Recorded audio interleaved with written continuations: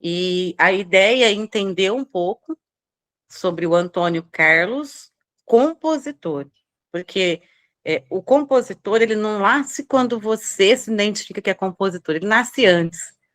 Às vezes a gente só não sabe, né? Então a gente vai falar um pouco de infância, um pouco de família, e aí você vai caminhando comigo na onde você se sente confortável. Ah, Ana, isso eu não quero falar, não, a gente pula. Ok.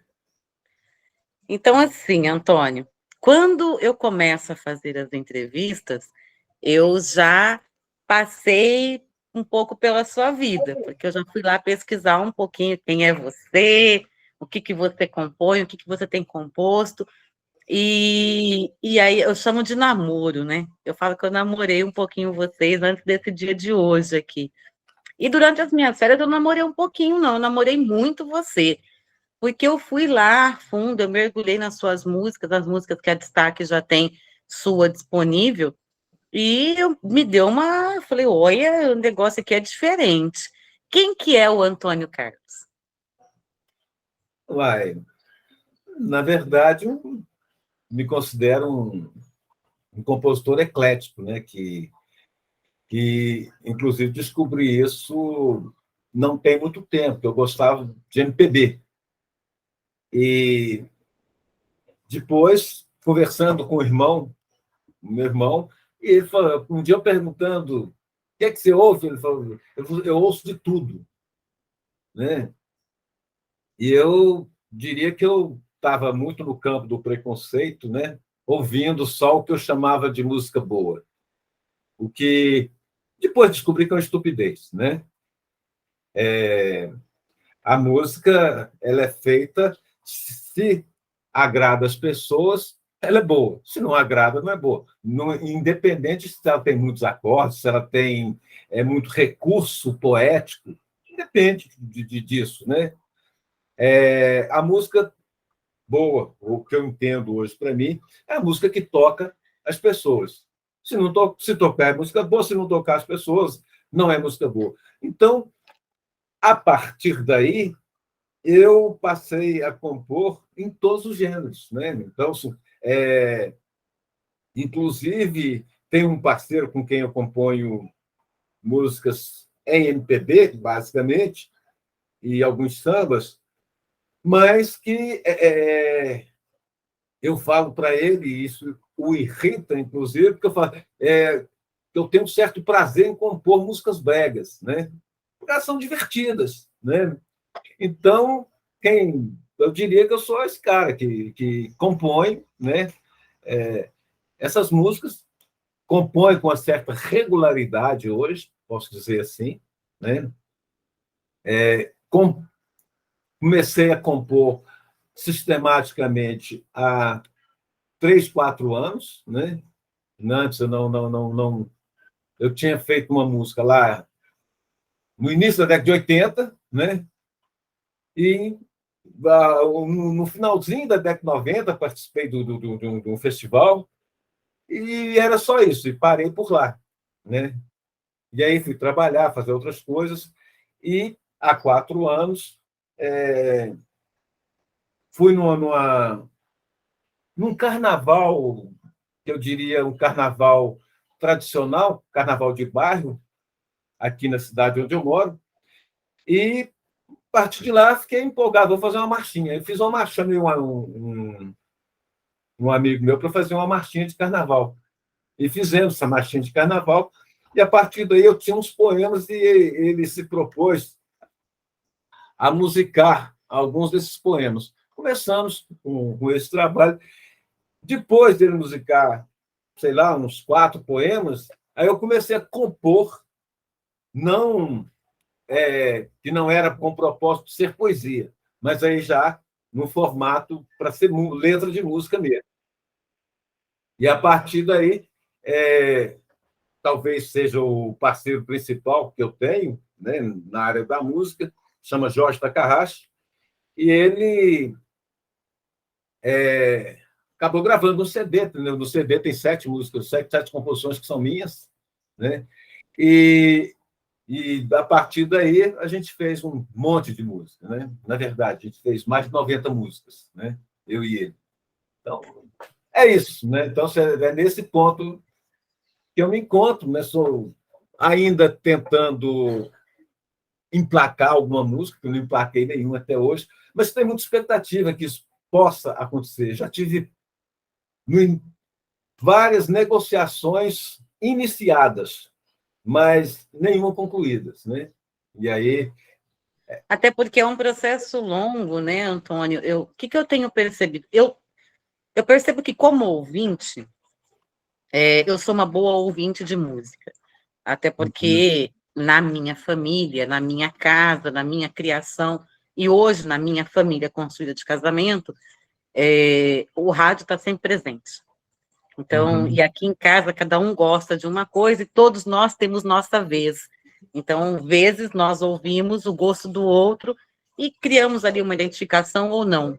Eu tive o privilégio, já falei isso para vários de vocês, eu me casei com uma pessoa que gosta muito de música e da história da música, o que facilita muito o meu aprendizado. Mas eu estou tendo uma aula com vocês. Eu estou tendo uma aula porque, mesmo sendo eu escritora, e aí livros, eu nunca imaginei que o processo de composição fosse da forma que é. E o escritor de livros, ele tem um tema, uma história e tempo. O compositor não tem isso. O compositor, quando a inspiração chega, e aí é um negócio que é um dom de vocês, ninguém copia, ninguém tira, ninguém é um dom de vocês. Quando a inspiração chega, se vocês não pararem para anotar, para gravar, vocês perdem a música. Então, eu quero voltar com você um pouquinho no tempo, porque construir esse livro da Destaque Music está me dando, eu já tinha respeito pelos compositores, mas está me dando um respeito muito maior pelo que vocês fazem. Então, eu quero voltar um pouco na sua história, para a gente entender quando é que nasce o compositor.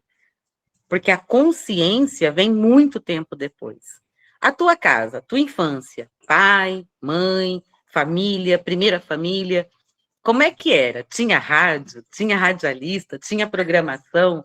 O que que te ofertava enquanto criança de música? O que que você tem de lembrança? essa que eu tenho é que meu pai gostava muito de música, e meu pai tinha uma radiola, e ele fazia umas sessões de audição de música, né, para a gente. Meu pai cozinhava muito bem, então, às vezes, ele fazia um biscoito de polvilho, às vezes ele fritava pipoca, às vezes ele fazia pé de moleque, e depois éramos em 5 filhos, e ele colocava lá as músicas. Então, ele ouvia muito.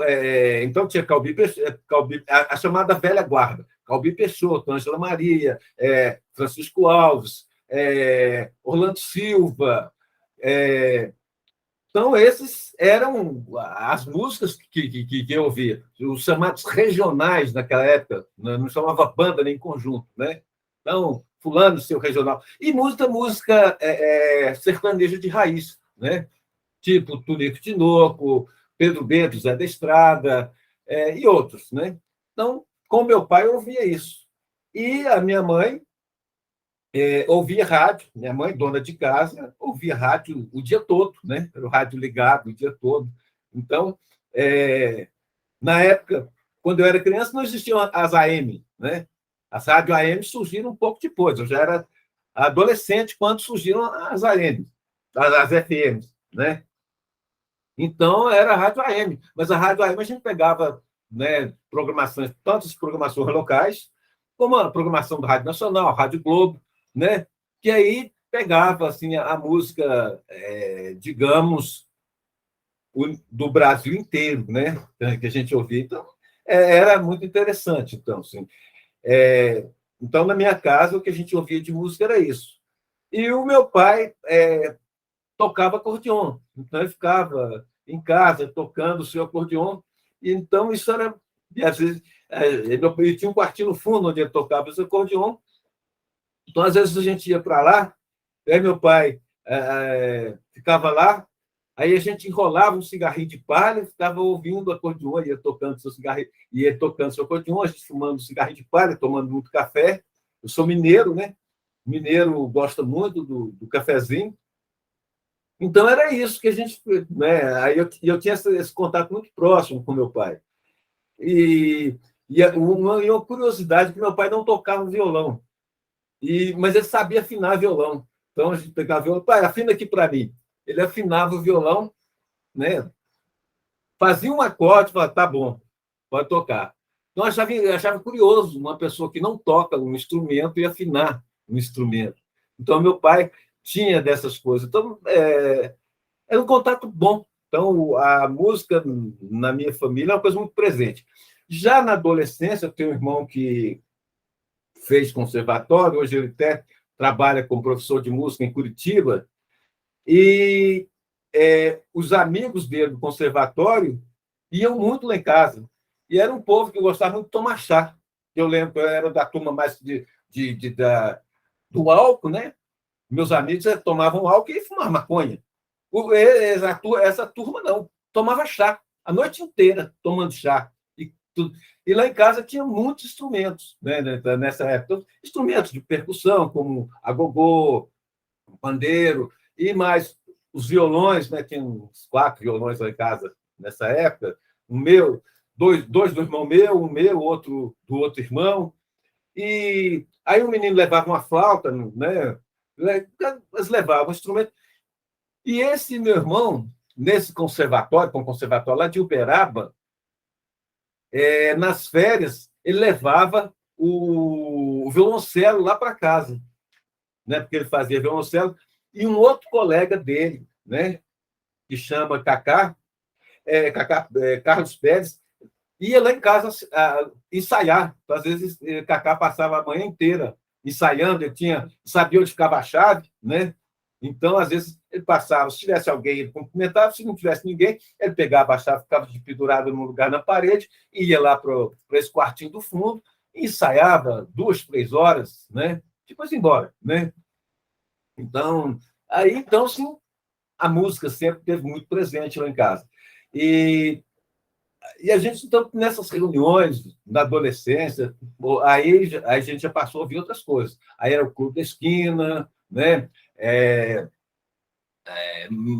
Um pouco de bossa nova, né?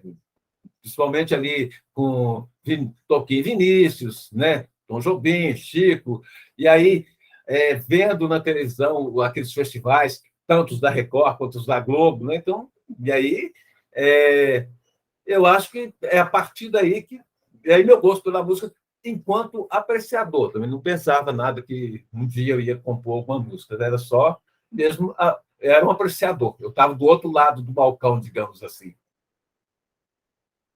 Ô, Antônio, você está falando aí, e eu estou pensando aqui comigo, né? Como a história de vocês em regiões tão diferentes são muito parecidas.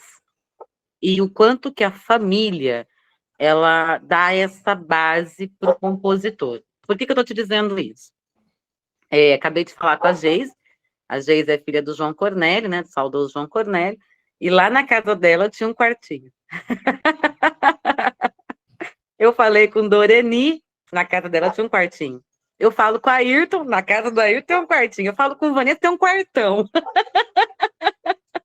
Então, assim, vocês precisam desse canto especial, aonde tenha o instrumento, caso vocês toquem, aonde possa receber os amigos e ter essa liberdade de ouvir o que está sendo tocado. Qual é a importância desse quartinho, Antônio? Não perguntei isso para ninguém, mas vou perguntar para você. Olha, eu acho que era eu diria que era um lugar de se criar de maneira espontânea, né? Por exemplo, em 79 eu participei de um festival, o ensaio era feito, por exemplo, nesse quartinho, né? Esse era o lugar do ensaio. Então, assim, é um lugar em que você tem um ambiente, eu vou chamar de ambientação, que proporciona que você possa ensaiar, que você possa fazer alguma bobagem, assim, de gritar, por exemplo, quando você está fazendo uma determinada música, né? Que às vezes você começa a pensar uma coisa, rir sozinho, feito idiota, que às vezes, quando você está fazendo uma música que ela tem uma pegada meio engraçada, às vezes você ri, feito idiota, né? E é preciso que você tenha esse lugar de intimidade para que você possa se permitir a esse tipo de coisa. Então, tem essa importância. Um lugar em que te propicie uma ambientação para que você possa se expor de maneira mais despida possível, digamos assim. Eu estou realmente assim, você é número 39, agora só vão faltar. Não, você é número 40. Você é número 40. Agora só vão faltar três para eu falar: Lucas, Ari e Barreirinha, o Luiz da Barreirinha, da Rádio Barreirinha, porque parece que a Rádio Barreirinha é muito importante para todos vocês desse grupo da Destaque. Ela tem uma peça muito fundamental para vocês. Ela abriu uma porta muito importante. Sim, E aí, todos vocês. É impressionante, Renato. Por isso que eu devia ter perguntado isso antes, porque assim, foi até um vacilo meu não perguntar. Mas agora você falando do seu quartinho e a Geise contando do quartinho do pai dela, eu não tive um que não falasse do quartinho. Um canto especial para ter essa ambientação que você está me falando. Todos precisam. Nem que seja uma mesa quietinha num canto, se não tem um quartinho, mas esse espaço principal todos precisam. Ô, Antônio, você foi participar de festival, tá? Mas você escrevia antes. Você escrevia, mesmo que fosse por diversão. O que você escrevia? olha, nessa época foi uma música regional, né? Falando de coisas muito regionais, né? Éramos tudo adolescente, e aí tinha uma menina, que hoje ela é professora de viola em Belo Horizonte, e um outro colega, Pedro Amuí, hoje ele é tecladista e cantor, mas ele tocou, acho que flauta para a gente nessa época. Então, era uma coisa assim, extremamente amadora. Muito mais com o intuito de divertir com a música do que de ganhar festival. Ganhar seria uma coisa que poderia acontecer, mas não era a nossa meta ganhar. A meta era divertir. Eu acho que então, entre aspas, um certo descompromisso. Então, descompromisso no sentido de o que a gente vai fazer? A gente vai se divertir. Se ganhar, ganhou. Se não ganhou, a gente se divertiu. E era esse o propósito. Então, não era nada assim que eu diria muito sério, não. Era mais entretenimento para o próprio grupo, né? Para nós mesmos. O Afra conta muito isso na história dele. E ele, no primeiro momento, ele entrou nos festivais muito mais por diversão do que qualquer outra coisa. E aí, quando ele classificou no primeiro festival, que ele falou, ué, o que eu faço é interessante, o que eu faço outras pessoas também gostam, porque não era se colocar à prova, não era ganhar de alguém, sabe? Era se divertir, é bem isso que você está falando. Nessas composições de festivais que você começou a participar por diversão, qual era o seu resultado com isso no final da história? Se divertia muito? A gente chegava na semifinal, né? Estava bom demais. Então, chegar na semifinal. Além, né? Estava bom demais. Não chegou, não teve nem o final, não ficou no terceiro lugar, nada disso, né? Mas a gente se divertiu. Foram poucos, foram só 2 festivais que eu participei. Na verdade, eu não tinha esse tempo porque o festival, uma das coisas que era difícil para a gente é reunir as pessoas para o ensaio, né, para ficar em condições mesmo de apresentar. Às vezes, um dos músicos era chamado em cima da hora. Então, é uma coisa muito amadora, né? Então, por isso que eu falo, era diversão, era uma coisa absolutamente amadora. Assim. Então, eu diria até um meio irresponsável, né? Então, era isso aí. Dava liberdade de ser ou não ser, né? Sim, mas não tinha peso. Não tinha peso. Com aquela história que na adolescência pode fazer um tanto de bobagem, até para se arrepender depois, mas é o momento que você permite fazer isso. É verdade. Ô, Antônio, aí a vida adulta começa a bater na porta, né? E com ela responsabilidade, compromisso, às vezes montar família, né? Casamento, filhos, às vezes ter que escolher uma profissão. E parece que, mesmo sabendo que vocês são bons no que fazem, no íntimo vocês já sabem, é difícil escolher eu vou ser só compositor. E aí você foi fazer o que da vida, além de compor? Desde criança, eu sempre estudei muito, né?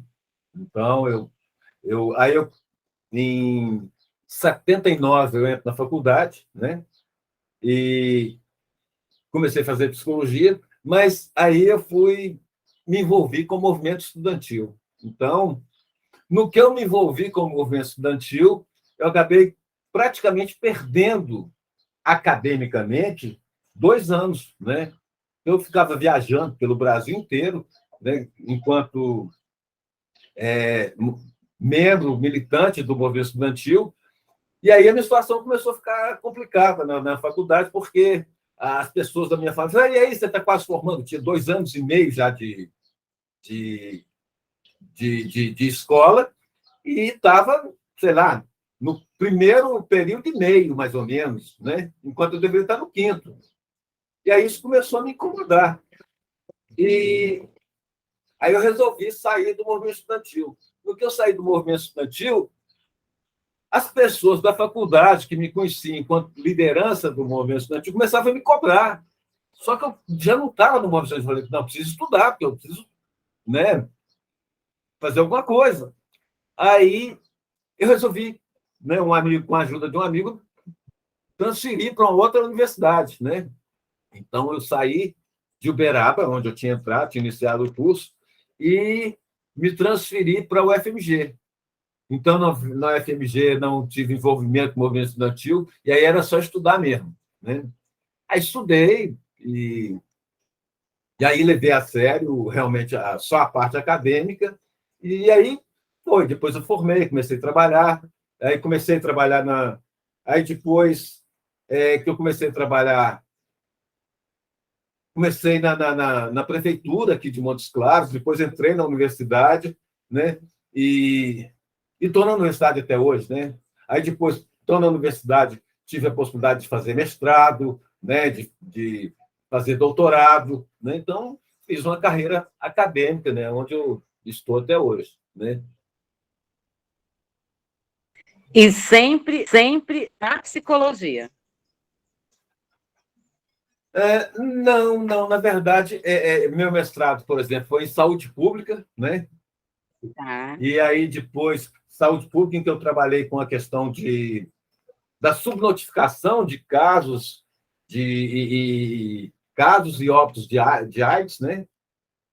No norte de Minas, e depois, no doutorado, eu trabalhei com a qualidade de vida, né, de pessoas vivendo com HIV e AIDS. Né? Então, sempre que aí eu comecei a trabalhar com pessoas com HIV e AIDS, trabalhei 20 anos com pessoas com HIV e AIDS, e aí me envolvi muito com essa área e fiquei nessa área, em termos então, muito que tem a ver com saúde pública, né, que tem a ver com saúde coletiva, e no campo da saúde mental, aí eu tive mais ligado à psicanálise, né? No caso, a chamada psicanálise lacaniana, né?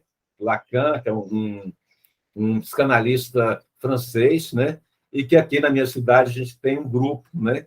De lacanianos, né? Que a gente estuda, já tem 28 anos que a gente tem um grupo constituído, né? Que estuda Lacan. Entendi. Você sabe que mais cedo eu falei com a Rose Campos, eu não lembro se você estava na entrevista da parte da manhã, e depois eu falei com a Fernanda Noleto, né? A Fernanda é também da psicologia. E aí eu disse para ela do respeito que eu aprendi a ter pela saúde mental, a minha e a do meu próximo, principalmente, porque trabalhando com jovens, eu sou de história e patatá, escola pública sempre, e a gente enfrenta muitos desafios na questão da saúde mental dentro da escola. E as pessoas não enxergam, né, a importância do profissional de psicologia, do profissional analista, do profissional psicólogo, do profissional psiquiatra.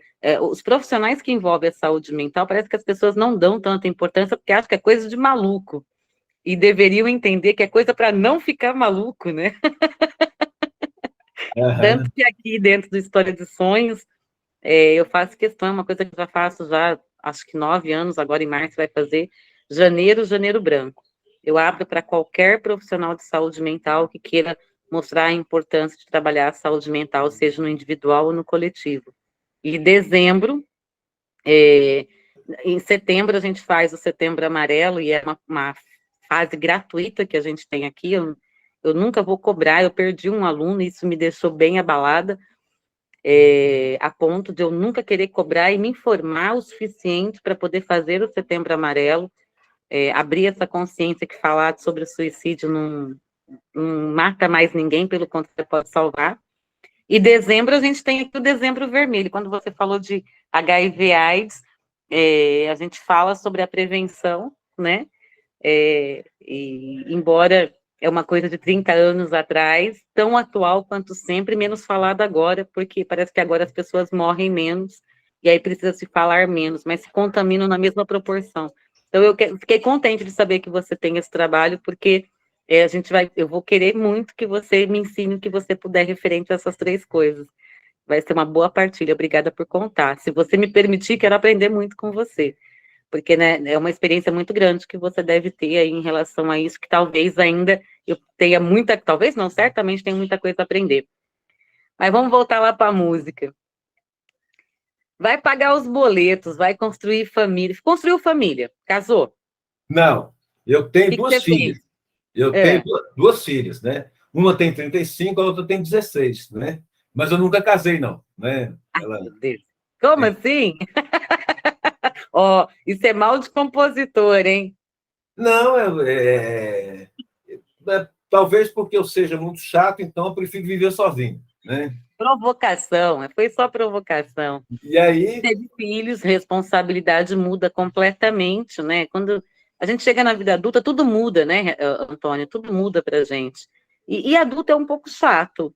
Eu gostava mais de quando não era tão adulta quanto preciso ser todos os dias. pois é. Mas assim, essas 2 filhas minhas, todas duas, né? Sempre paguei pensão, sempre cumpri com minhas obrigações, sempre estive presente afetivamente, né? Nunca me ausentei da vida delas. Inclusive, essa de 16 anos passa todos os finais de semana aqui comigo, né? Está aqui, né? Tá ela uma coleguinha aqui no outro espaço da casa. Você sabe que você falou uma coisa que é o que eu mais gosto de ouvir quando um pai fala. Porque, assim, o pagar pensão é detalhe, mas a presença é né, esse pai efetivo é o mais importante. Então, eu já te agradeço por Sim. isso, porque a gente sabe a ausência e a falta que isso causa no jovem e no adulto no futuro. Mas, o Antônio, me conta uma coisa. Você começa a compor lá se eu não me engano, nos anos 80, você disse que já faz a primeira música, é isso? Isso. 79. O festival acontece em 79. 79. O que você faz com essa música? Porque, assim, o que eu estou te perguntando? A grande maioria de vocês, nesse início de compositor, esquecem de documentar, de registrar. E você é um homem formado, um homem estudado. Que caminho você deu para essa música? Você documentou? Era fácil? Se você fez, que caminho era? Não, essa música, eu lembro resquícios dela, não tem registro nenhum, nenhum. Isso de 79 não tem registro, né? Eu lembro mais ou menos qualquer coisa do refrão, né? Com meu irmão, talvez ele lembre um pouco, mas não lembro, né? E tem uma música aí na década de 80, então, já em Belo Horizonte, né? Que é um rock, né? Isso é um rock do coveiro, né? E tinha é, o rock Delícia. o que diz assim, eu era lixeiro, agora eu sou coveiro, né? É esse o refrão. E quando foi, agora, há 5 anos, há 4 anos, né?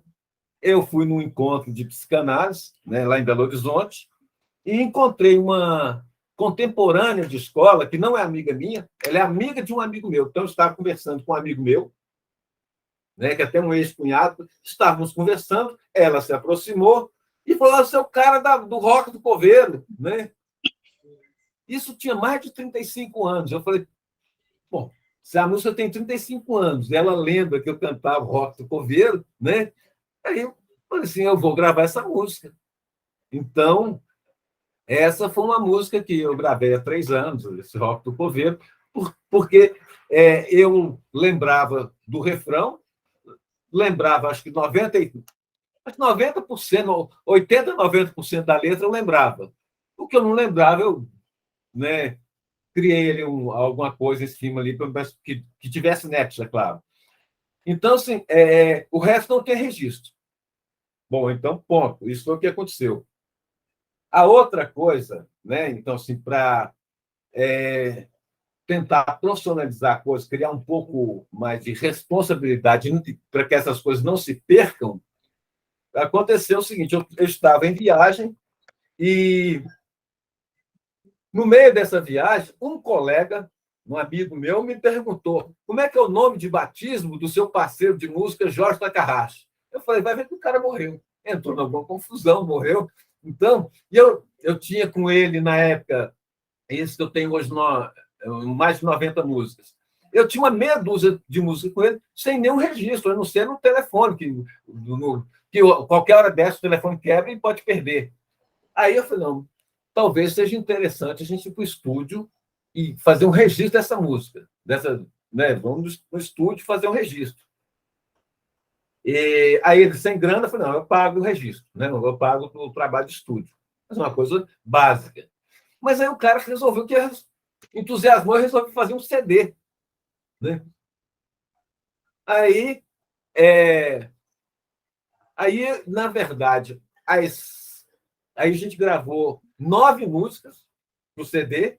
Ele acabou descartando 2, porque ele achou que 2 estavam fora, ficariam fora do projeto, né? Não batiam muito com o projeto, então elas não entraram. Mas, então, conclusão, nossa brincadeirinha, acabei gastando R$ 12.000, né, para a produção dessas músicas prontas para irem para o CD. E fez o CD ficou muito legal, né? E então, assim, aí a ideia de registro. Aí, como eu já estava, então, compondo com uma certa Uma regularidade, frequência. já tinha, então, quando eu cheguei em mais de 30 músicas, aí eu comecei a ver uns cursos da Bruna Campos, né? E falando da possibilidade da pessoa se profissionalizar, de ganhar algum dinheiro com música, né? Ensinando certas coisas. Então, tinha umas coisas gratuitas dela no YouTube. Eu comecei a segui-la no YouTube, aí fiz um curso com ela, aí que eu começo, então, a aprender sobre direitos autorais, né? E sobre registro. Então, a partir daí, eu aprendo, então, que devo registrar, né, as minhas músicas. Sobretudo, aí eu me filiei a Abramos, né? Então, e aí minhas músicas todas, né, tem o registro no ECAD, né? E não que antes eu estava gastando dinheiro com cartório, né? Então, registro cartório, eu pagava e acabava gastando em torno de R$ 150 por cada música. Exatamente. E lá no ECAD eu não gasto nem um centavo, né? Faço aqui, sem sair de casa, tudo aqui no computador, faço os registros das minhas músicas no ECAD, né? Então, e com ISRC e tudo, então, pronto, né? Aí tranquilo.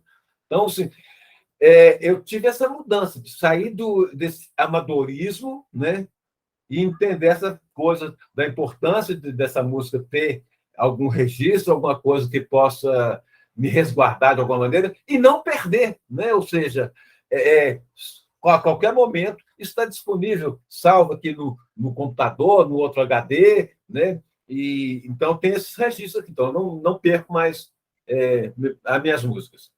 Quando eu comecei a falar com vocês, e o nome dela está sendo bastante falado, porque foi a primeira que eu entrevistei, que é a Doreni, é engraçado porque ela disse assim, não, mas a gente nem sabia que tinha que registrar a música. A gente não tinha nem ideia que era assim, né? Ela tem mais de 50 anos entre cantar e compor. Ela falou, mas nunca que eu imaginei. Aí fui fazer um curso no conservatório para aprender a cantar, para preservar um pouco a minha voz, que tinha ficado doente de cantar bem, mas cantar da forma errada. E aí chego lá e o povo fala de registro. O que é isso, registro?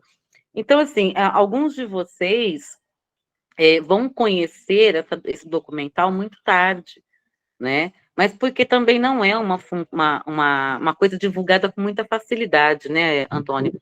Ninguém, assim, é engraçado, porque não é que as pessoas têm que pegar na nossa mão para andar, não é isso. Mas tem que ofertar os caminhos.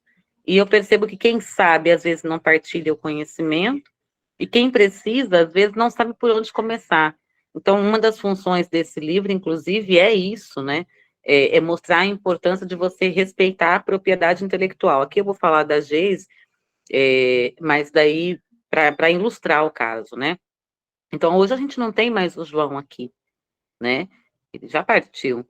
Mas a arte em si, livro, composições, só melodia, poesias, a arte em si, ela é vitalícia.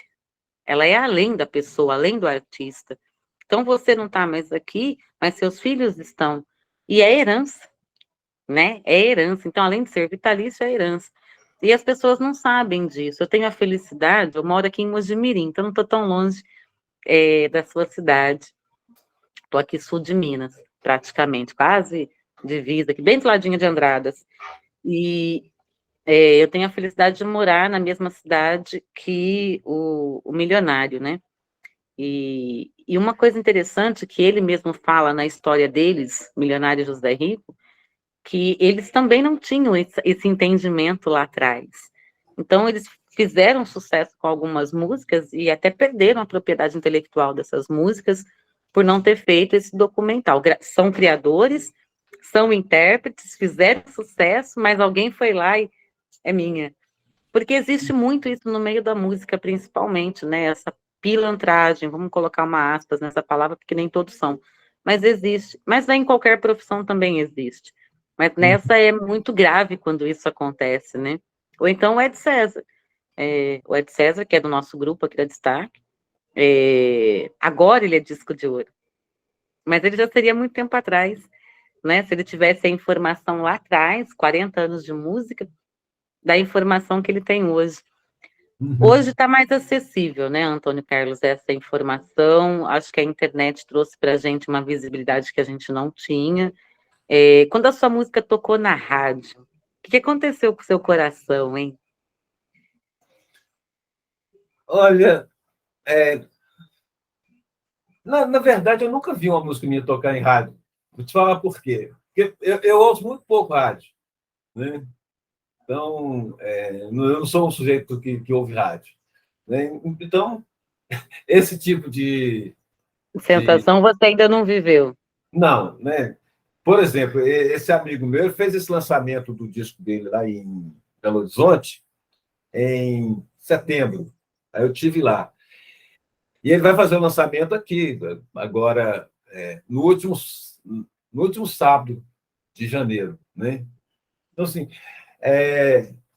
mas eu já vi, né, música minha, por exemplo, como eu subi 145 músicas para o Spotify, eu vejo lá que às vezes as pessoas ouvem. Tem uma pequena frequência, mas tem, né? Então, mas assim, no rádio não. Rádio nunca, não tem essa Pois experiência. eu vou tocar vocês lá na Barreirinha, e também na Rádio Destaque. Então, eu vou fazer isso, e quando eu fizer, eu quero receber mensagem sua online. Eu quero que você me conte qual é essa sensação. Porque dizem, e em loco eu consigo experimentar isso, diz que é melhor do que doce para criança. Eu quero que você me conte essa experiência depois. Nem que eu tiver que gravar o programa para te mandar e você ouvir depois. Porque como eu trabalho muito, né? Aí você fala a história de ter que pagar os boletos, né? Então, como eu trabalho muito, às vezes, na hora que o Lucas manda, realmente vai ter, né? Tal hora vai ter apresentação. Já teve, né? Tanto na Rádio Barreirinha, teve lá na rádio, aquela de Londres também, Sim. né? Mas eu não ouvi. Teve um dia das minhas músicas, tanto numa quanto na outra. Mas eu não tive como ouvir, porque foi incompatível com as minhas atividades. Não, é mais isso, né? E O que a a vida música da... já te... Desculpa. Conclui seu raciocínio.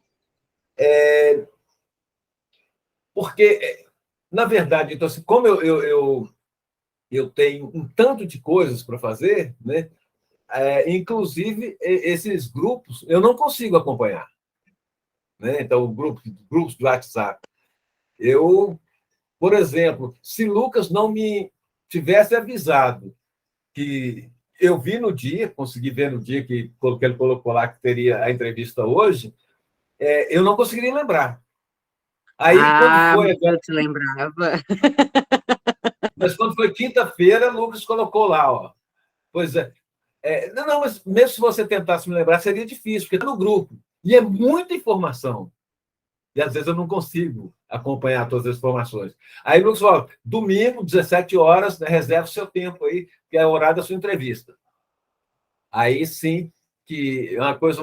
No privado eu funciono melhor que nos grupos, né? Que aí eu tenho. São vários grupos. Só daqui no destaque deve ter uns 5 grupos, né? Mas em cada disciplina que eu leciono, tem um grupo de alunos e um de professores, né? Tem um grupo do departamento que eu faço parte lá da universidade. Então, tem um outro grupo da psicanálise. Então, são muita coisa, né? Então, para mim fica complicado. Né? Então, por isso. Você falou de grupo aí, tem hora que eu fico doida. Eu tenho aqui, são 9 grupos de produção de livros. Cada livro cria-se um grupo de produção. O livro de vocês, que é o 10º, que querendo ou não, são 45 livros, né? 43 individuais, depois o livro dá destaque no formato eletrônico e também no formato impresso. Então, o grupo de vocês está produzindo 45 livros. Aham. E, além disso, são 3 empresas, né? O História de Sonhos para Adulto, no caso do desenvolvimento humano, para o jovem no empreender de sonhos, e a editora. Então, assim, eu não sou eficiente em grupo, já estou avisando. Como você, eu sou eficiente no privado. No entanto, quando você pega meu WhatsApp, é tudo verde. Só tem coisa verde ali. Por quê? Porque eu acabo não sendo tão ágil para responder todo mundo. Ao mesmo tempo que deu para gente uma certa flexibilidade, estou falando com você hoje do quintal da minha casa, né? Com os meus cachorros aqui do lado, minha filha ali do lado, meu esposo ali descansando. Então, assim, ao mesmo tempo que eu tenho essa flexibilidade geográfica, até de tempo, a gente fica muito escravo dessa tecnologia às vezes, né? Ô, Antônio, me conta aí. Agora, a música já te deu coisas. Ela te deu divertimento, ela te deu alegria, ela te trouxe amigos, te deu parceiros, né? Acho que essa parceria é muito madura. Mais de 90 músicas com o mesmo parceiro é uma parceria de muita maturidade, é uma cumplicidade. Eu É já o que tenho eu. 40 parceiros. Pois é. Não, E não com aí, esse assim, tipo de música, mas 40 parceiros. mas Alguns que eu não conheço pessoalmente. eu ia te falar exatamente isso. E agora com a internet, por isso que eu né, fiz a introdução à tecnologia, e agora com a internet a gente tem essa possibilidade de você estar aqui, o outro está lá longe, você nem saber quem é. E fazer essa parceria e sair uma música extraordinária. Pessoas comuns. Antônio Carlos, professor comum, pessoas comuns, acadêmico comum, que se tornam extraordinários dentro do seu tempo, dentro daquilo que se propõe a fazer. Você percebe a genialidade do que você faz? É percebido ou não vislumbra? Olha, às vezes, teve um caso muito interessante de um amigo meu, e com quem eu tenho uma parceria também. Ele.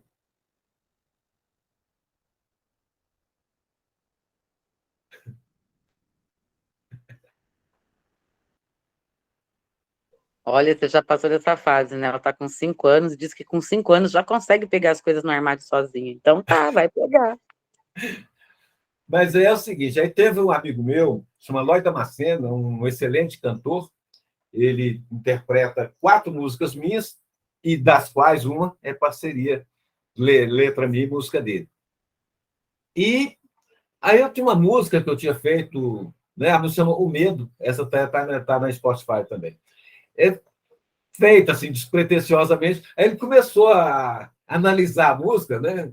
Isso tudo no Facebook, ele era analisando, né? E aí, na verdade, eu descubro uma profundidade que eu não tinha pensado naquela música, por exemplo, né? Então, eu tenho algumas músicas que eu gosto muito, né? Eu sou basicamente letrista, né? Eu tenho eu tenho mais de 300 músicas. Dessas 300, eu diria que 60%, 60 a 70% as melodias não são minhas, né? Mas aí eu descubro que tem algumas melodias, as minhas melodias não são tão ricas, né, quanto a dos meus parceiros, mas eu descubro que às vezes eu tenho umas melodias também interessantes, que a letra e melodia são interessantes. Então, tem músicas que realmente me emocionam, né, que aí eu reconheço. Porque eu, como sou também escrevi poesia sempre, eu sempre escrevi muito texto, então eu sei reconhecer a qualidade de um bom texto, né? Porque eu sou um acadêmico, afinal de contas eu sou um intelectual. Então, tanto que tem um amigo meu que fala que eu não sei fazer música brega, porque mesmo na música brega, às vezes eu coloco alguma coisa que não é popular, né?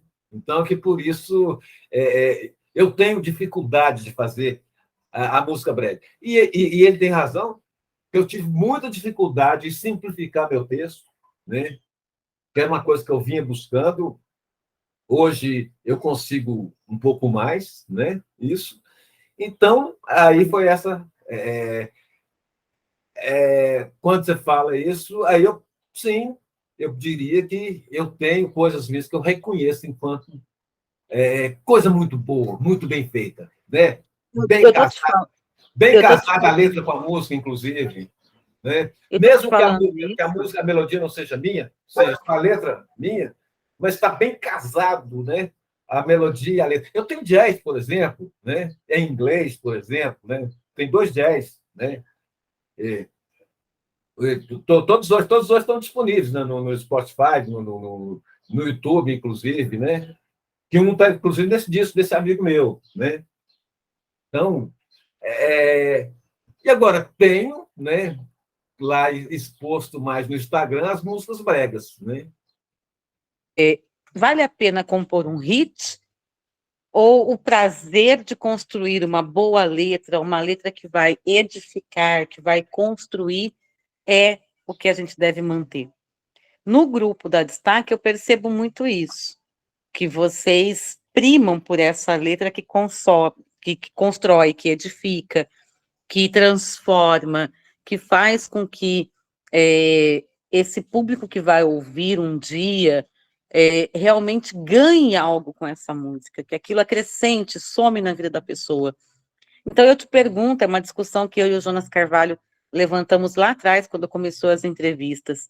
A que preço, né? Compor a que preço? Vale a pena fazer um hit para emplacar, ter o seu nome ali visto, dando acesso, para depois fazer a música que gosta, que constrói, que edifica, ou desde sempre tem que se fazer e primar pela música de muita qualidade? Olha, eu vou, eu tenho que dividir essa resposta em duas. Se você me perguntasse isso há 5 anos, eu diria que eu só queria construir a música de qualidade, que aí está no campo da MPB, pode ser um jazz, né? Uma melodia super rica, um, uma letra muito bem elaborada. Então, isso é como eu responderia há 5 anos atrás. Hoje, eu já investi mais de 30 mil reais compondo. Então, assim, se eu, por acaso, emplacasse, não precisaria ser um hit, mas poderia ser um sucesso, né?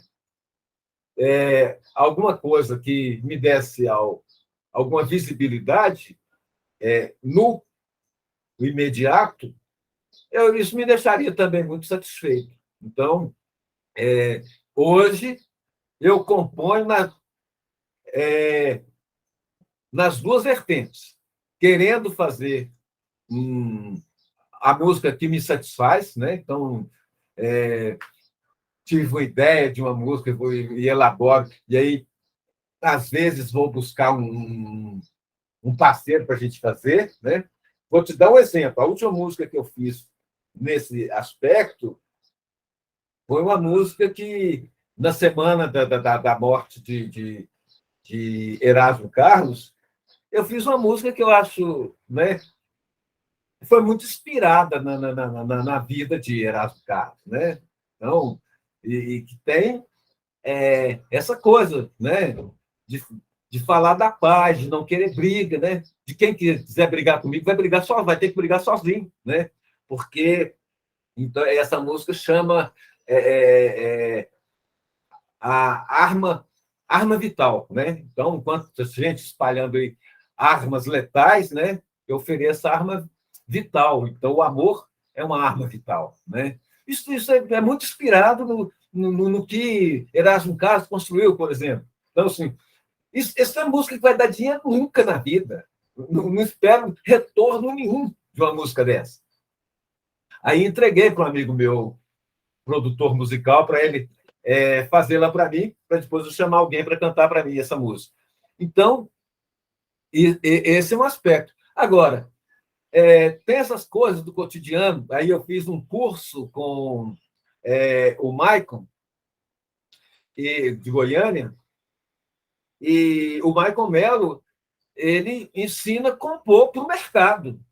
Então, eu tenho também interesse em compor para o mercado. E se você der uma olhada lá, e essa olhada que você deu, você viu isso lá, eu tenho música que é música que eu fiz mirando o mercado. Então, eu tenho as duas coisas. E eu, no momento, então, hoje eu continuo mirando essas duas frentes, né? Tipo, a música que me satisfaz, né? Então, a música que para o meu ego mesmo, né? E a música que tenha alguma chance de ganhar o mercado, né? Renê, professor, fez um comentário comigo que eu achei fantástico, assim. Então, lá atrás, quando eu e Jonas Carvalho levantamos essa questão dentro do grupo de vocês, vamos fazer essa pergunta para todos, a resposta do Renê foi brilhante. Ele disse assim para mim que tudo bem se ele emplacar uma música chiclete ou um hit, mas que ela renda o suficiente para ele continuar fazendo música do jeito que ele gosta. Então, que ela seja esse trampolim. E eu acho isso um bom caminho. Eu acho isso um bom caminho, porque as pessoas, emplacando o nome, elas se tornam conhecidas. E aí a gente pode ter, você falou de Erasmo, não tem nem como, não dá nem para achar outro melhor, né? Não dá nem para achar outro melhor. Mas se a gente pega a música dele, É Preciso Saber Viver, é uma música de qualidade. Que emplacou, que virou hit, que virou sucesso, que tem 9 intérpretes diferentes, né? Uhum. Mas que para que ele pudesse emplacar essa especificamente, quantas outras não teve que ser feitas, né? Uhum. E às vezes passando por cima daquilo que a gente acredita. O que não vale a pena ter numa música? Osmarina Mendes me disse que não vale a pena colocar apologias, que a letra defenda uma apologia. E ela me deu vários exemplos, seja apologia religiosa, seja de agressividade contra a mulher ou contra o homem, seja de vícios. O que não vale a pena ter numa composição, numa música? A única coisa que eu acho que não vale a pena é uma música com a intenção de ferir alguém, né? Aí ferir, seja pela questão racial, seja pela questão sexual, seja pela questão até mesmo política, né? Agora, a brincadeira, eu acho que deve ter essa liberdade de fazer uma brincadeira, fazer uma coisa jocosa e que não é nem homofóbica, nem racista, né? E nem estou ferindo, atacando uma determinada religião, por exemplo. Eu não sou religioso, mas se eu não estou atacando nenhuma religião, por exemplo, está valendo, né? Então, assim, eu acho que eu faria uma música apelativa, poderia fazer, não teria vergonha nenhuma de fazer uma música apelativa, falando de bunda, falando algum palavrão. Não, isso não me incomoda. Passei da idade de incomodar com isso, né? Então, eu diria que eu cheguei numa maturidade tal que eu não tenho mais que buscar aprovação. Então, Agora eu vou te perguntar. Me diz o que houve e eu vou te dizer quem é. É verdade? Quando a gente descobre o gosto musical de alguém, a gente sabe muito sobre essa pessoa. nem sempre. Existem canalhas que são ótimos compositores. Boa resposta. Por Boa exemplo, resposta. o ex-marido de Elis Regina, Ronaldo Bosco, é um canalha. É um canalha. Não vale nada enquanto pessoa. Nunca valeu. E eu vou, então, contar que o trabalho dele é ruim? Não, mas é um canalha. Então, às vezes, a gente precisa descolar isso um pouco. É claro que às vezes é difícil, né? Você descolar isso. Separar, né? Então, e você vai encontrar pessoas que são boníssimas, mas que não têm talento algum. Então, assim, eu, aí nesse caso, eu estou descolando Fora. coisa da outra. Isso está descolado. Por exemplo, o Chico, vamos pegar o Chico Buarque, olha o tanto de músicas que ele fez no feminino. O Chico não tem nada a ver com ser gay, nem nada. É o tanto de música que ele fez no feminino. O Gonzaguinha, né? Então, estou te dando exemplo de pessoas heterossexuais que fizeram músicas no feminino. Então, essa coisa de querer juntar a história com a pessoa nem sempre é o melhor caminho. Eu estava conversando com um amigo, ontem eu estava num festival, chama Folia de Alto Belo. É um lugar no meio do mato, né, com Theo Azevedo, um cara conhecido no Brasil, e ele leva para lá várias pessoas, né, que vão lá para essa festa, tem 41 anos. Aí eu estava conversando com um amigo meu lá, que é contador de casos, aqui em Minas a gente chama de contador de caos, né? Contador de história. Ele contou a história que eles tinham uma fazenda e ele tinha 15 anos, o pai dele perdeu tudo. E aí o pai dele, para ensinar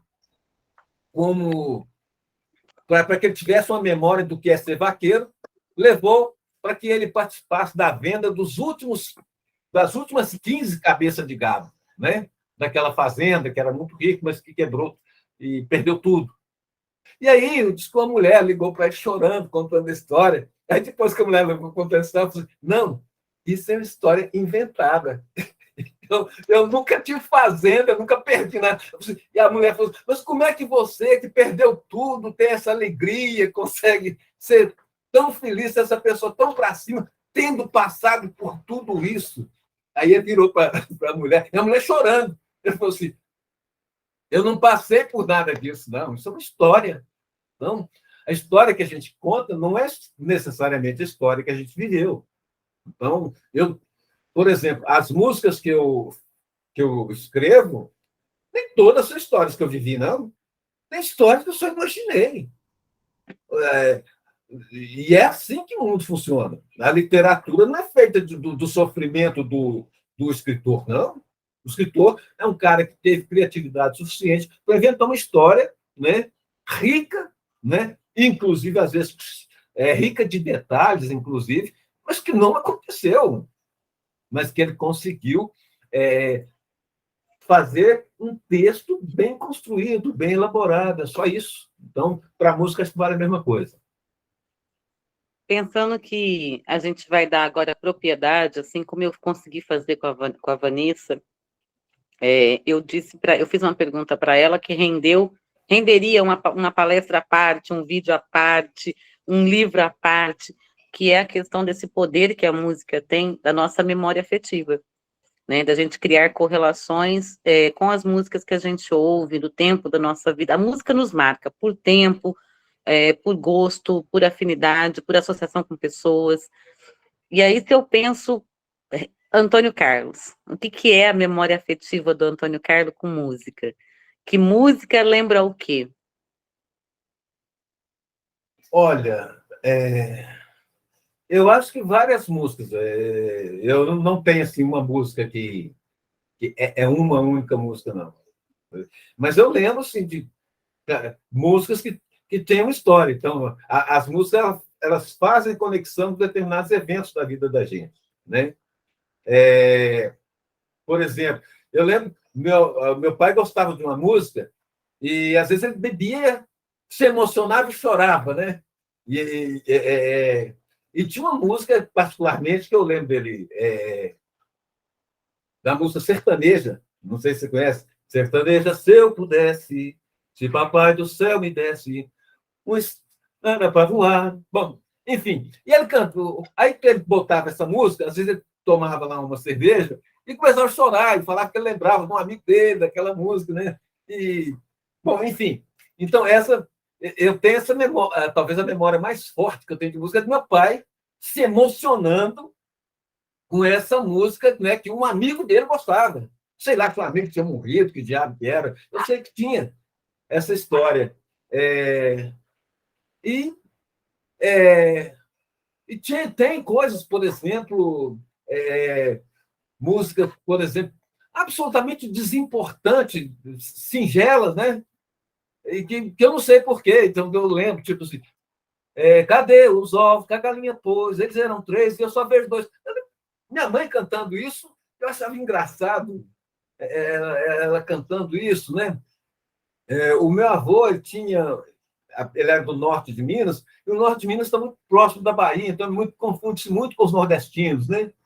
Então, essa história meu avô, então, saiu do norte de Minas, que era muito árido na época, e foi para o Triângulo, que era uma região mais agricultável naquela época. Hoje está tudo mais ou menos parecido, mas naquela época era bem diferente. E aí, então, essas músicas de Luiz Gonzaga, por exemplo, Asa Branca, né? Então, e que meu avô cantava, né? E no caso, meu avô materno, então, isso são músicas também que, de certa maneira, me marcaram muito. Né? E, no mais, ouvindo as músicas de Roberto Carlos, por exemplo, que eu ouvia muito quando criança, então, tudo isso. Né? Então, você está falando assim, a música. Eu lembro, a primeira vez que eu ouvi a música É Preciso Saber Viver, né? Eu lembro que essa música ela me tocou, eu era criança, eu era, eu era eu não era adolescente ainda, eu era criança ouvindo essa música, né? E, e mais, ouvindo, por exemplo, essas músicas lá que eu te falei que meu pai tinha essa coleção de discos em 33 rotações, 45 rotações, né? Então, eu ficava ouvindo aquilo, né? E que tinha um instrumental, chamados regionais, né? Que eram chamadas as bandas naquela época. Então, assim, E era fantástico, né? Porque tinha uma preocupação com os instrumentos que iam ser colocados, com o arranjo que ia ser feito. E não tinha tecnologia para isso, né? a tecnologia era muito pouca, né? Só que, por exemplo, o meu pai, por exemplo, era uma pessoa que não gostava do iê, né? E então a jovem guarda para o meu pai era um desastre, porque ele falava que então você pega um Francisco Alves, né? A voz de Francisco Alves, Nelson Gonçalves, né? Aí quando você vai, a Ângela Maria, aí você vai comparar com as vozes dessas pessoas, né? Que eles cantavam sem filtro, né? Então não tinha esse recurso que nós temos hoje. Hoje, por exemplo, se eu quiser cantar, vai demorar mais, né? Mas o cara vai afinar a minha voz lá dentro do estúdio, né? Vai tirar todas as desafinações, por exemplo, né? Naquela época não, era como se fosse ao vivo. Então, a minha memória é essa coisa, e eu acompanhei isso, né? Meu pai fazendo esse ponto a ponto, que ele gostava da velha guarda, não sei o quê, né? Então, meu pai, nesse ponto, ele era meio partidário disso. Eu vou quase defender uma tese depois de fechar esse livro com vocês, porque você agora pôs a cereja no bolo que eu estou construindo, com essa sua informação para mim. Por quê? Perceba a evolução do compositor. O compositor, ele nasce com esse dom, com esse talento, é dele, ninguém tira. Mas criança, ele não sabe. Então, ele começa a escrever ali na primeira infância, na adolescência, mas são textos que ainda precisam ser lapidados. E aí ele começa a vivenciar essa experiência do escrever, do colocar no papel coisas que às vezes a gente não fala, coisas que às vezes a gente cria só no nosso imaginário. E ele vai caminhando com aquilo até que ele coloque música naqueles textos que ele criou. Nem sempre aquilo é composição dentro da cabeça dele. Na grande maioria das vezes é alguma coisa que ele está escrevendo no papel, um texto que ele nem dá tanta importância assim. Só que com o tempo, e a maturidade nos dá isso, os anos também vão chegando com as novas experiências, a gente se reconhece. Puxa, escrevo, sou compositor. Mas eu sou compositor porque eu tive uma base, e essa base veio lá em casa, lá na minha infância, aonde ninguém me obrigava a ouvir música, mas me apresentava música de qualidade. Me apresentava música aonde, olha essa voz, olha esse verso, olha esse refrão, olha aqui esse instrumento que aqui está tocando esse instrumento. Então é muito mais por base familiar e por audição. Esse dom que é só de vocês, Antônio, e que ninguém mais tira, ele só vai sendo refinado, é o diamante, né? Vai sendo lapidado. E aí vocês começam a perceber que fazem música e não param mais, independente do resultado. Não é que vicia, é que agora vocês têm propriedade de fazer. Alguns de vocês lapidam ainda mais para tornar visível, comercial. Esse é o foco? Também, mas é secundário. É secundário. E quando a notoriedade chega, a visibilidade chega e agracia vocês, foi só consequência desse longo trabalho que vocês fizeram de uma vida toda. Ninguém faz o que vocês fazem. E quando vocês fazem, e nós de cá que não fazemos, paramos para ouvir, simplesmente somos marcados. E aí, vamos contar histórias como você está contando agora, de alguém cantando, de um pai chorando, de um amigo que se foi, de uma mãe que numa música de criança marcou a gente para sempre. A música tem esse poder de fazer pessoas de cá, eu, pessoas daí, você que nunca se viram, está aqui há mais de hora e nem perceber. E nem perceber que o tempo passou.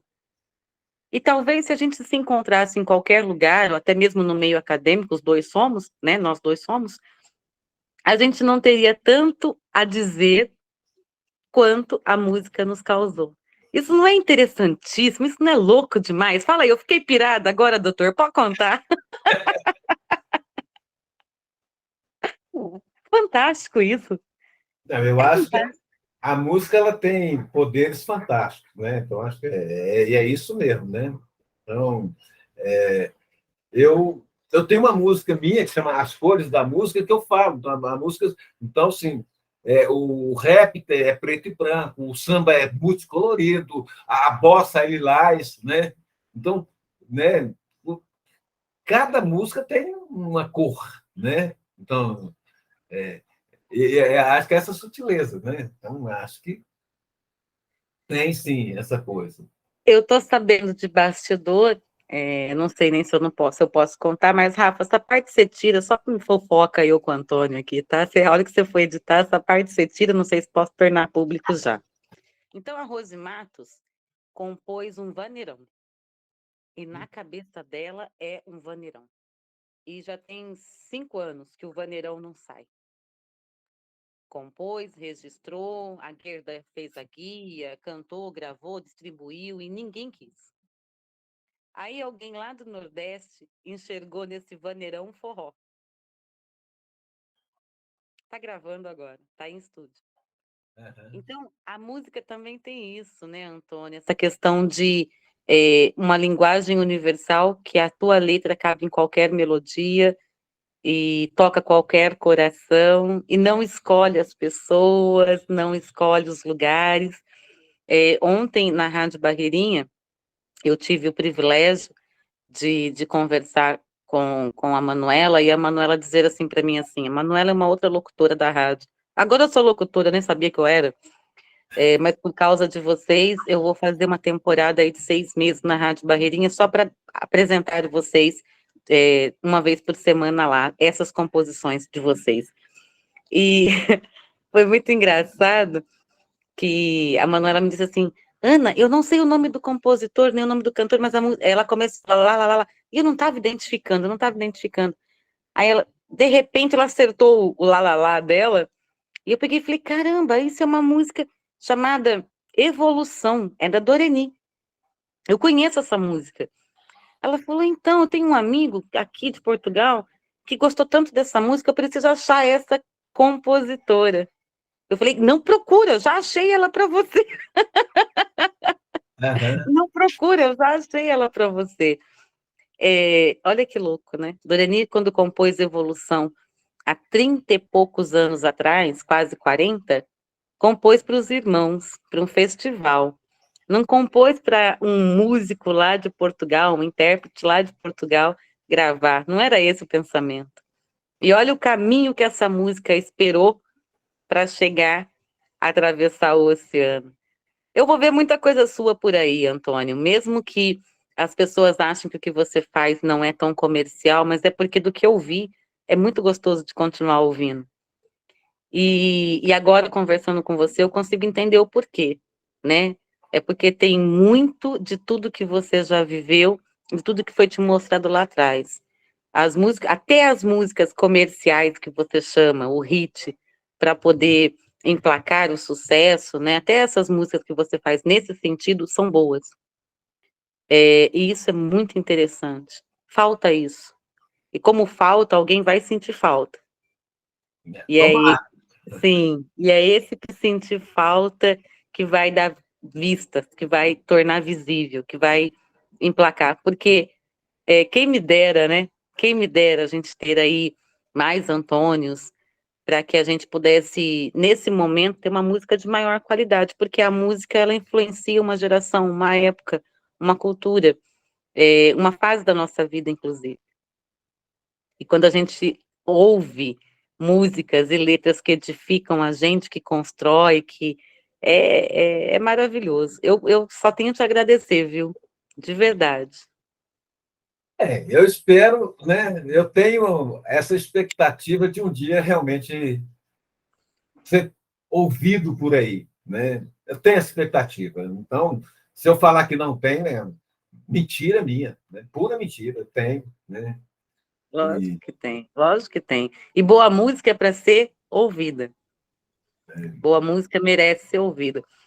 Eu vou te mandar, eu não sei quando é. Terça-feira agora eu começo na rádio.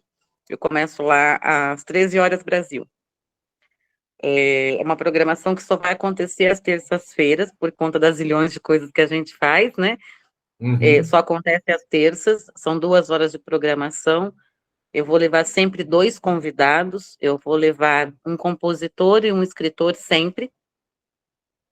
E nesse compositor e nesse escritor, eu vou estar sempre mostrando as músicas de vocês, compositores da Destaque. A trilha sonora da programação, ela é de vocês. Eu estou rezando para o programa durar mais do que 6 meses, mas é uma experiência que eles estão fazendo. Eu estou me sentindo muito agraciada por Deus por poder fazer isso. E aí, quando eu fazer a programação com as suas músicas, eu vou te mandar, é um arquivo eletrônico, você vai ouvir no tempo que você quiser. E quando eu vou te dizer, olha, foi para tantas pessoas, porque a gente acaba sabendo a audiência, né? E aí eu Aham. quero que você me mande, nem que for um WhatsApp, Ana, a sensação foi essa. Porque Pode ficar, essa daí você ainda merece participar e sentir. pode ficar tranquila, né? Vou dar um retorno, sim, tranquilo, tranquilo. Antônio, eu ficaria aqui mais 1 hora e meia, com certeza. Se tivesse um bule de café aqui, então, aí que eu não levantava, viu, você daí? Não, também, realmente é uma conversa prazerosa com você, né? Obrigada, viu? É. Agradeço a sua filha de abrir mão aí de estar com você essa quase 1 hora e meia que nós estamos aqui, ó. Não, ela está com a coleguinha aqui, pediram açaí, elas estão tranquilas aqui, né? Tranquilo. Ah, então tá joia. Eu só tenho a te agradecer muito do meu coração. Mas eu ainda preciso te fazer mais uma última pergunta para a gente encerrar. Encontrar um grupo como é esse grupo, encontrar um grupo como é esse grupo de compositores da Destaque. Por mais que você não consiga seguir esse grupo regularmente, pela infinidade de coisas que apresenta, o que pode fazer na vida de um compositor? Um grupo como esse? Qual é a vantagem Eu disso? acho que... Bom, então, eu sou um dos primeiros do grupo, Sim, então eu acho que eu posso falar com propriedade. propriedade. Porque, na verdade, o Lucas é um cara que cresceu muito, ele é um agregador, porque foi formado um grupo, um concurso de poesia. A partir desse concurso de poesia, o Lucas teve a ideia de criar a Destaque plataforma digital. E ele criou, assim, ele dominava muito pouco essa história toda. Aí ele foi aprendendo, hoje ele é um cara profissional. Então, assim, então, primeira coisa, poder ter percebido esse salto que Lucas, esse crescimento profissional mesmo, que ele teve, é uma coisa fantástica. E aí, então, agora, indo à pergunta, respondendo à pergunta mesmo, é uma coisa que você, então, consegue fazer no grupo alguma coisa com tempo muito mais reduzido que se você tentasse fazer sozinho. Então, olha o que o Lucas está fazendo. Audição de arrocha, audição de gospel, audição de samba, audição de MPB, audição de música sertanejo raiz, sertanejo universitário. Então, por exemplo, eu, como tenho nesses gêneros, né, É o vai... prato cheio. Então, assim, isso encurta caminho. Então, assim, grupos musicais ajudam ao compositor, primeiro, encurtar caminhos, e segundo, facilita o encontro do compositor com o cantor, com o artista, com o intérprete. Então, assim, porque no grupo nós temos tantos compositores, mas nós temos também intérpretes, inclusive alguns que são intérpretes e compositores, né? E facilita também uma coisa, eu conheço pessoas que são letristas, mas que não fazem melodia, que não dominam um acorde, né? Mas são excelentes letristas. Ele, então, pode encontrar com o melodista e aí haver um casamento muito interessante. Então, acho que o grupo ele favorece esse tipo de coisa. Então, assim, é um campo fértil para que esse compositor possa ser mais produtivo, sinta-se mais motivado e com caminhos que podem levá-lo até mesmo por aí, de repente, até estourar um hit. Então, assim, essas várias frentes que Lucas abriu, então, são vários tentáculos, né? Uma coisa, né, que com aquela capilaridade muito grande que ele está conseguindo trabalhar. Então, isso é muito importante. Então, chega-se onde sozinho não se chegaria. Então, sim, essa é a grande vantagem do grupo, né? E ele tem feito isso com eficiência. Então, assim, no começo, quando as pessoas... Ele cobrava R$ 20 de mensalidade e muitas pessoas não queriam pagar, né? Isso, na época, nem pagava o trabalho dele, né? Então, eu sempre tive, né, no grupo, e ele começou a cobrar essa mensalidade, inclusive depois de meses que ele estava trabalhando de graça, né? E aí, então, hoje, eu me sinto muito tranquilo, né, e confio, né, no trabalho que o Lucas faz, né, na frente da Destaque. Então, assim, tem feito coisas... Ele se profissionalizou, né? Ele começou muito amador, né? Então, tipo, no começo, eu cheguei até a discutir com ele. Ele convocava para uma reunião e não falava a pauta da reunião. Eu falei, Lucas, não existe. Eu participo de 10 mil reuniões. Eu nunca fui para uma reunião que não tivesse pauta. Então, aí, hoje, não. Quando eu tenho, tem uma reunião, a gente vai tratar de tal assunto, né? A reunião tem que ter pauta, né? Se você me chamar, eu quero fazer uma entrevista com você. Eu falo, mais informações? Não, só quero te entrevistar. Eu falo, não tem tempo para isso, não. Está entendendo? Agora só, estou fazendo uma entrevista, tem tal e tal finalidade, a pauta é essa, tem a duração de tanto tempo, começa tantas horas, termina tantas horas, né? Então, e aí sim, né, é que é como eu trabalho. Então, eu, como sou muito acostumado com reuniões, eu nunca tive uma reunião sem pauta. Nunca! E as primeiras reuniões de Lucas não tinha pauta. Aí eu me enlouquecia. Você sabe que uma das coisas que essas entrevistas estão me proporcionando, Antônio, é preparar alguns de vocês para as próximas entrevistas que vocês vão ter. Alguns compositores de letras fantásticas têm uma insegurança muito grande em relação à câmera, por exemplo. Porque o compositor, ele parece que ele quer ficar ou quer ser o profissional do bastidor. E não, ele é o profissional mais importante da música. É isso que eu tenho mostrado para os compositores de um modo geral. Se ele não compõe, não existe música. O intérprete, ele é famoso como ele recebe o valor financeiro, ele acumula multidões, porque existiu uma música, que às vezes ele foi o compositor, mas nem sempre, na grande maioria, ele só é o intérprete. E não é desmerecendo o intérprete, não é isso. É que o compositor é a parte principal da música. Seja ele o compositor letrista, que põe a letra, ou seja ele o compositor da melodia.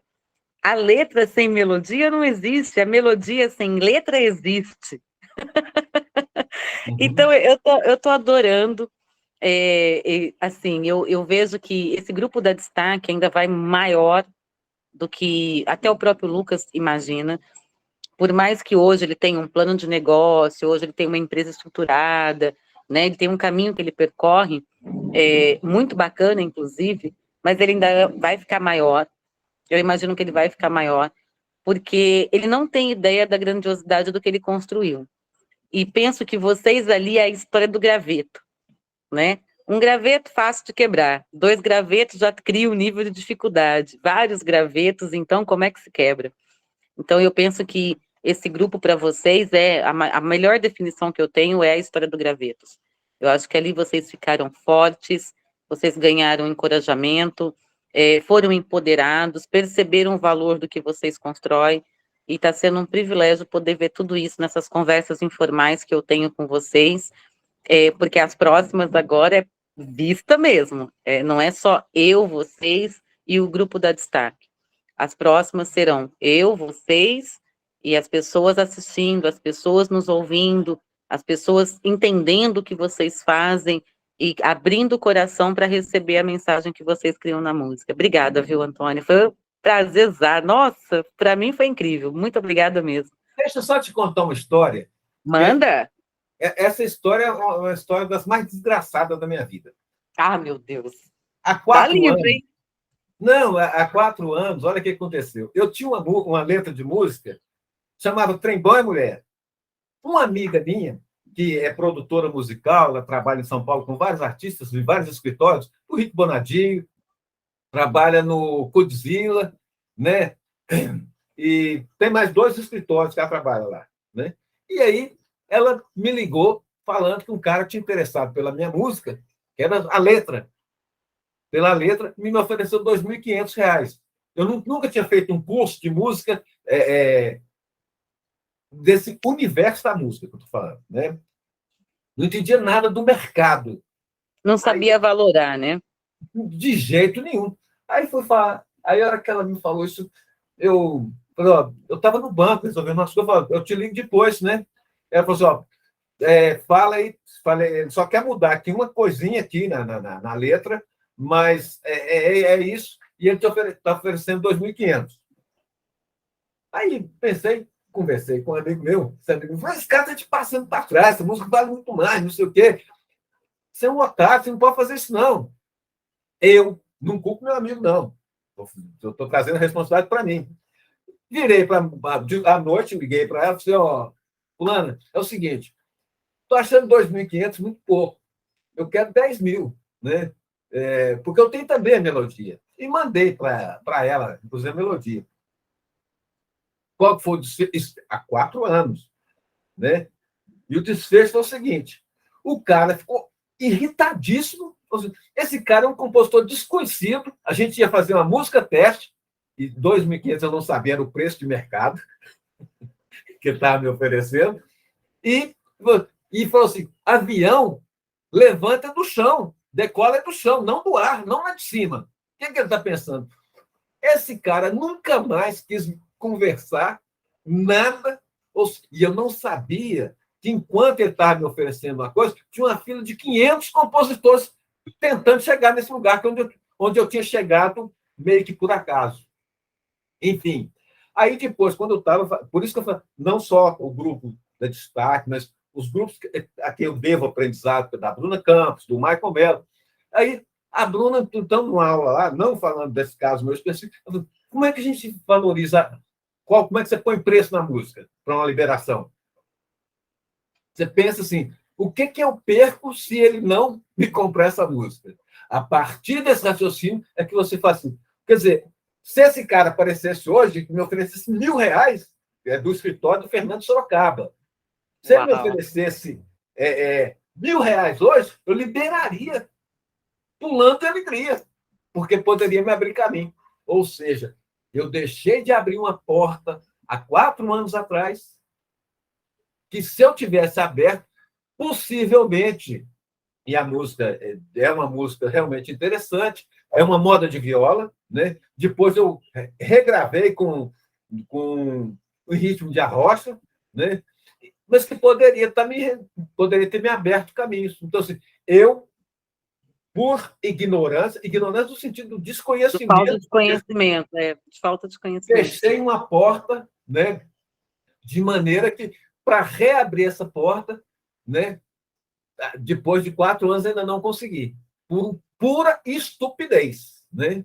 Então, essa história, eu gosto de contar essa história porque isso me marcou. Então, assim, hoje, depois de tudo que eu aprendi, eu não faria mais uma bobagem dessa. Mas eu fiz essa bobagem. Então, isso é assim, deixa eu contar, né, o que eu já fiz de bobagem na vida, né? E, eu era imaturo. Não, eu era ignorante. Não tinha conhecimento que deveria ter do mercado. Hoje eu conheço o mercado. Então, assim, com a Bruna Campos e com o Michael Mello, eu aprendi a entender o mercado.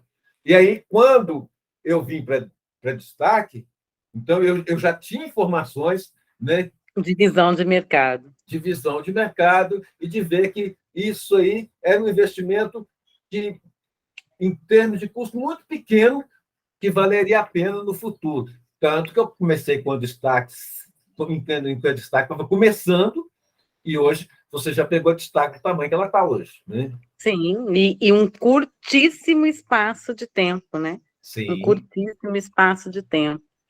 É muito bacana. Antônio, olha, impagável. Foi delicioso, adorei. Quero conversar com você também no campo da psicologia, quando você tiver tempo, para que você possa me dar umas dicas de coisas que eu preciso melhorar aqui para os meus alunos. Acho que você é essa pessoa, mas gosto do que eu escuto que você escreve.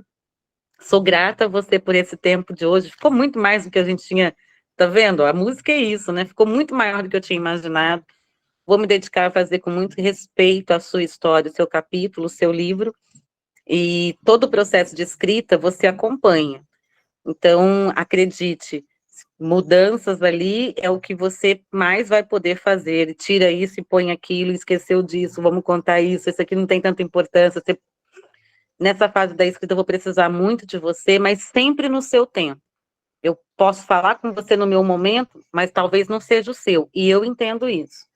Então, você vai me responder no seu tempo, e a gente vai produzir um material fantástico. E eu sou grata por você fazer parte, partilhar com a gente disso, viu? Obrigada mesmo. Eu que agradeço, né? Muito legal, né? Então, assim, agradeço a você, agradeço o Lucas também por ter proporcionado isso para a gente, né? Tá muito legal. Vamos contar a história, né? Compositores em destaque.